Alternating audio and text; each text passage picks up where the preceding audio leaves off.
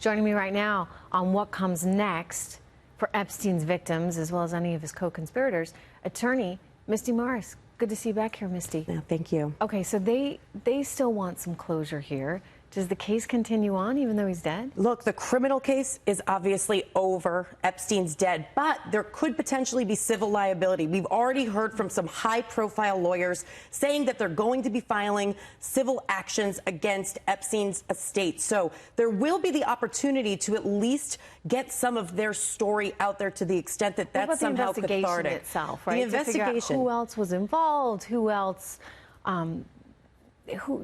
already there have been a lot of allegations against a lot of people that were somehow associated with him or used to partake in this as well. Is more of that going to come out, and will they go after those people? That's absolutely going to continue. So a couple of points there. So first, we have Bill Barr saying not only is he going full bore after this investigation, he's actually has a personal investment. So this is not stopping anytime soon. Also, Manhattan federal prosecutors have said, we're going to continue to investigate. And we saw that Epstein's island was actually raided. That's looking for more evidence. As you said, potential co-conspirators. Look, Epstein in the indictment was charged with conspiracy.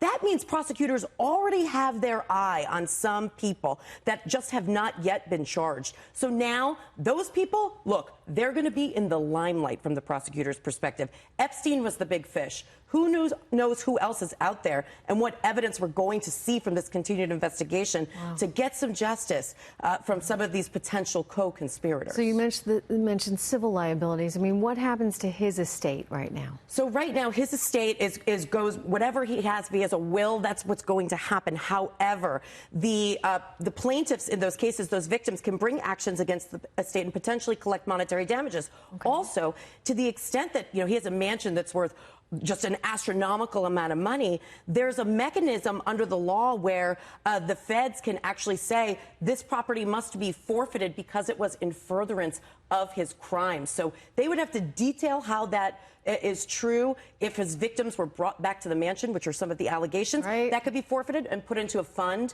to compensate victims. So there's a couple different pockets here. There's question marks about Epstein's wealth, how he accrued it, what exactly is in that pot, but it certainly seems like there's going to be something for victims to collect in these civil suits. That would be good for them to get that closure, assuming they're able to prove all this out in these civil suits. Anyway, Misty Marris, it's good to see you. Thank you very much. Thank you, Lots Trish. of questions.